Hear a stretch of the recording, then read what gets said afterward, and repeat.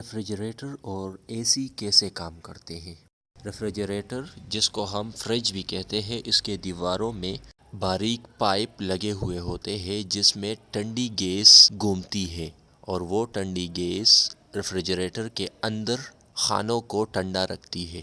اب یہ سمجھنے کی بات ہے کہ اتنی گرمی میں اس گیس کو ٹھنڈا کیسے کیا جاتا ہے۔ یقیناً گیس کے ٹیمپریچر کو کم کرنا ہوگا۔ اب اگر ہم یہ سمجھ لیں کہ ٹیمپریچر کیا ہے تو پھر اس کو کم کرنا ہمارے لیے آسان ہوگا۔ ٹیمپریچر اس گیس کے مالیکیولز کی ایوریج کائنیٹک انرجی کو کہتے ہیں۔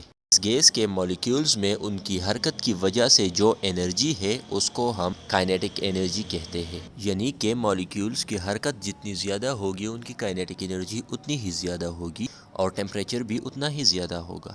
اور اگر کائنیٹک انرجی کم ہوگی تو مطلب حرکت بھی کم ہے اور اس کا ٹیمپریچر بھی کم ہے۔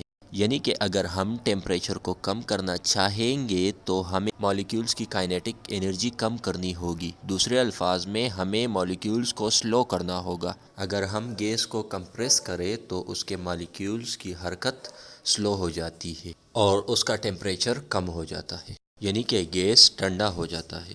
بالکل اسی مقصد کے لیے، یعنی کہ کمپریس کرنے کے لیے، ریفریجریٹرز اور ایئر کنڈیشنز میں کمپریسر لگا ہوا ہوتا ہے جو کہ گیس کو کمپریس کرتا ہے، ان کے ٹیمپریچر کو ڈاؤن کرتا ہے، اور وہ گیس کمپریس ہونے کے بعد پورے ریفریجریٹر کے دیواروں میں پائپس کے تھرو گھومتا ہے اور ریفریجریٹر کے خانوں کو ٹھنڈا رکھتا ہے۔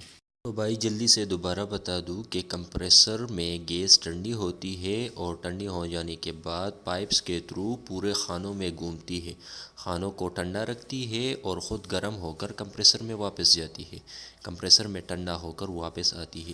یہ سرکولیشن جاری رہتا ہے اور ریفریجریٹر کام جاری رکھتا ہے۔